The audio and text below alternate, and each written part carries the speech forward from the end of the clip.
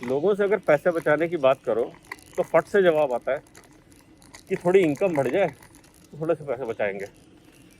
अब इनकम बढ़ जाए पैसे बचाएंगे, लॉजिकली तो इट मेक सेंस कि भाई ज़्यादा कमा रहे हैं ज़्यादा बचा पाएंगे। लेकिन एक्चुअली में क्या होता है, मानते हैं कि किसी की इनकम जो है वो 15,000 रुपये है और उसमें से उन्होंने अपने खर्चे निकाल के करीबन करीबन 2,000 रुपये सेव करने स्टार्ट किया। अब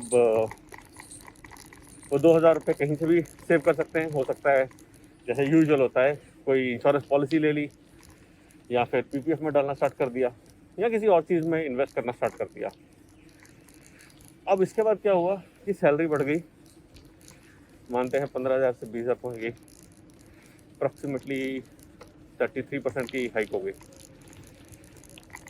लेकिन सेविंग जो है वो नहीं बढ़ती, क्योंकि जो एक्स्ट्रा पैसा आया है इससे हम कुछ और लेंगे, अपनी जो ज़रूरतें ख्वाहिशें हैं इन सबको पूरा करेंगे। तो जो 2,000 रुपये बचा रहे हैं 99% 2,000 ही बच रहे होते हैं। खैर, टाइम के साथ साथ लोग प्रोग्रेस करते हैं, थोड़ी और सैलरी आती है और अगर ये 15 से जो 20 पहुंची थी वो 30 पहुंच जाती है तो लोग सोचते हैं चलो थोड़ा सा और बचा लेते हैं। अब सैलरी हो गई है डबल, सेविंग भी डबल करते हैं, 2,000 की जगह 4,000 की। मगर ये सोचिए कि पहले जो आपका खर्चा था वो 13,000 रुपये में आप पूरा कर रहे थे, अब आप 26,000 में पूरा कर रहे हैं। क्या खर्चे रियली आपके डबल हो गए हैं? चलो सोचिए।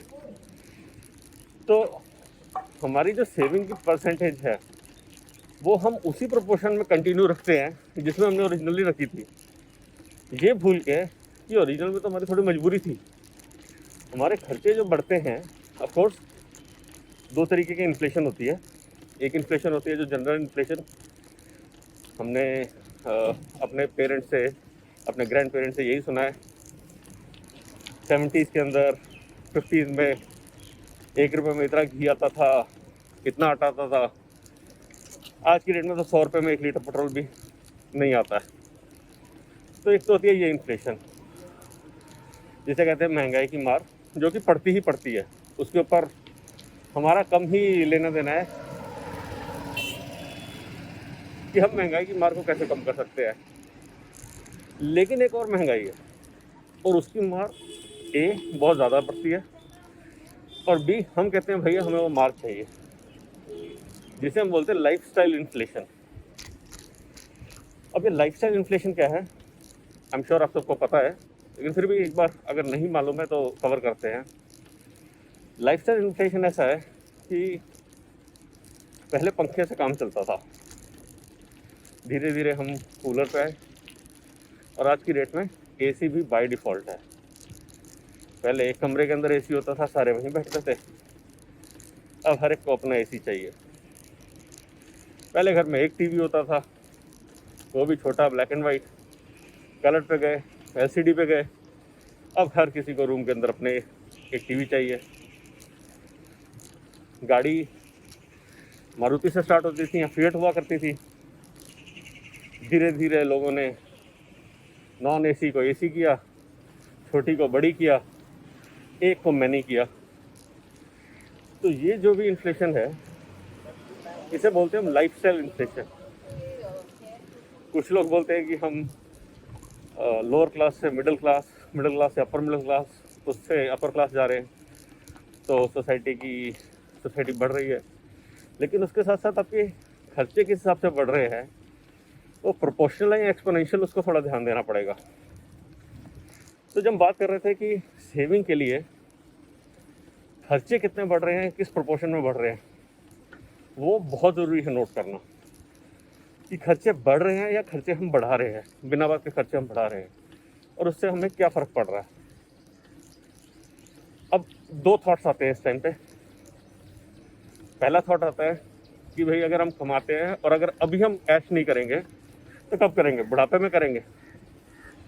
फेयर पॉइंट है, कल हो ना हो आज जी लो। सो जो कमा रहे हैं, थोड़ा बहुत जो बचा रहे हैं, और फ्यूचर के अंदर हम जो है क्या होगा क्या नहीं होगा क्या पता, रहे ना रहे, आज तो फुल ऐश कर लो। लेकिन इसके साथ जो दूसरा थॉट आता है वो ये आता है कि धीरे धीरे जो हमारी लॉन्जिविटी ऑफ लाइफ है वो बढ़ती जा रही है। पहले जो है लोगों की लाइफ एक्सपेक्टेंसी होती थी अराउंड 70 ईयर्स, 72 ईयर्स, जो अब धीरे धीरे बढ़ते हुए 80s की तरफ इंच कर रही है। तो काफ़ी जगह पे 80s पहुंच भी गई है।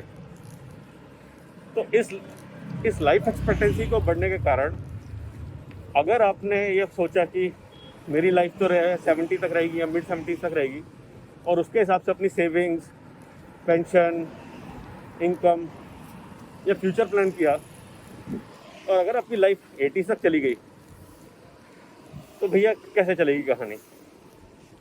और दूसरी उसके अंदर इम्पोर्टेंट बात यह है कि जैसे जैसे लाइफ टुवर्ड्स ओल्ड एज जाती है वैसे वैसे मेडिकल के खर्चे बढ़ते हैं। 99% केसेस में तो बढ़ते हैं, ना बढ़े तो बहुत अच्छी बात है। और वो खर्चे भी ऐसे बढ़ते हैं कि काफ़ी लोग डेट के अंदर, कर्जे के अंदर उसी प्रेशर के कारण आते हैं क्योंकि वो लोग इन खर्चों को उठा नहीं पाते हैं। और ये तो मैं बोल रहा हूँ कि अगर फैमिली के अंदर सिर्फ एक ओल्ड पर्सन है, अगर साथ में किसी को और कुछ प्रॉब्लम हो तो सोचिए एक्सपोनेंशियल कितना फ़र्क पड़ेगा। सो अगेन से बात सेविंग पे आते हैं कि हम सेविंग नहीं कर सकते बिकॉज इनकम नहीं है। तो इसको ध्यान रखो कि जो आपकी इनकम के हिसाब से, जो आपकी इनकम बढ़ रही है, जिस प्रोपोर्शन में इनकम बढ़ रही है, आपको उस प्रोपोर्शन में सेविंग नहीं बढ़ानी है।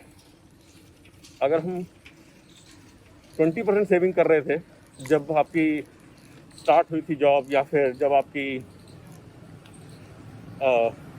शुरू करियर में शुरू में थे या बिजनेस में स्टार्टिंग में थे, उसको आपको प्रोपोर्शनली नहीं बढ़ाना है, उसके ऊपर आपको सेविंग करनी है।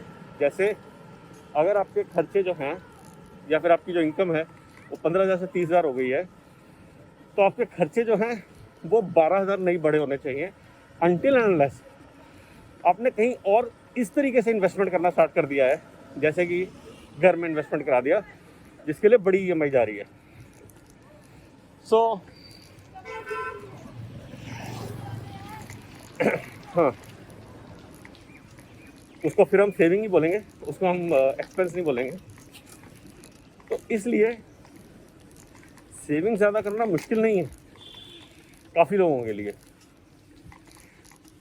प्रॉब्लम सारी ये है कि क्या आप एक्चुअली में, जेन्युइनली में इंटरेस्टेड हैं अपनी किसी परचेज़ को टालने के लिए। इसका मैं आपको एक मंत्र देता हूँ, छोटा सा फंडा है, अगर आप फॉलो करें तो शायद आपको हेल्प करेगा। कि अगर आप एक कोई छोटी सी परचेज़ कर रहे हैं, 1000 से लेकर 10,000 रुपये तक की परचेज़ कर रहे हैं, उस परचेज़ को आप कुछ टाइम के लिए टाल दीजिए। कितने टाइम के लिए? अब उस परचेज़ को 3 दिन के लिए टाल दीजिए। शॉप में गए, कुछ पसंद आ गया वहाँ पे, लेट्स से हेडफोन पसंद आ गए, उसको 3 दिन के लिए टाल दीजिए। शॉप से वापस आ जाइए, सोचिए क्या ये बहुत ज़रूरी है, सोचिए और ऑल्टरनेटिव क्या हैं, सोचिए क्या और कोई प्रेसिंग आइटम चाहिए आपको इस चीज़ से कंपैरिजन में, जिसकी आपको या फिर आपकी फैमिली को या आपके बच्चों को ज़रूरत है। सेकेंडली, अगर आप इससे बड़ी कोई आइटम खरीद रहे हैं, लेट्स से आप 10,000 से 1 लाख तक की आइटम खरीद रहे हैं, तो उसको 1 महीना टाल दीजिए। जब मैं कह रहा हूँ टाल दीजिए तो जस्ट स्लीप ओवर इट। हो सकता है कोई अमेज़ॉन की सेल आ जाए, फ्लिपकार्ट की सेल आ जाए, हो सकता है कोई ऑफ़र आ रहा हो, कोई त्यौहार आ रहा हो सकता है उस चीज़ की वैलिडिटी ना रहे, हो सकता है आपको कोई ज़्यादा बेटर चीज़ मिल जाए उससे, हो सकता है आपको ये रियलाइजेशन हो कि ये तो मुझे चाहिए ही नहीं था and it was impulsive buying. फिर उसके बाद अगर आप इससे भी महंगी कोई चीज़ परचेज़ करने जा रहे हैं 1 लाख से 10 लाख तक, उसको उसी प्रोपोर्शन में थोड़ा और डिले कीजिए, अराउंड 21 डेज़ का डिले कर दीजिए, ताकि आपके पास सफिशेंट टाइम हो सोचने का कि आप जो डिसीजन ले रहे हैं वो सही ले रहे हैं, और आपके पास सही एवेन्यू हो जहाँ से आप चीज़ ले रहे हैं। सो जब लोग कहते हैं कि ज़्यादा कमाएंगे तो ज़्यादा बचाएंगे, मैं उसका दूसरा पोजीशन देता हूँ कि भैया ज़्यादा बचाओगे तो ज़्यादा कमाओगे। पेनी सेव्ड नहीं भाई, इंडिया में है तो पैसा saved is a rupee earn. पाई पाई से रुपया बनता है, उसको बचाइए। और ये देखिए कि कैसे आप अपनी इन्वेस्टमेंट्स को सही जगह पे अपने गोल्स के अगेंस्ट इन्वेस्ट करके प्रॉपरली उसकी रिटर्न पाके कैसे आप लाइफ के अंदर आगे बढ़ सकते हैं। It is not difficult, it is not impossible. The question is really, are you ready? So आज के ब्लॉग में इतना ही, फिर आएंगे एक और ब्लॉग लेके। अगर आपको ब्लॉग पसंद आया नीचे कमेंट में लिखिए। अगर कोई आपके पास टॉपिक है शेयर करने के लिए तो वो भी मुझे कमेंट सेक्शन में बताइए। जल्दी आएंगे एक और ब्लॉग लेके, तब तक के लिए बचाते रहें, कमाते रहें, बिकॉज एवरी पैसा मैटर्स।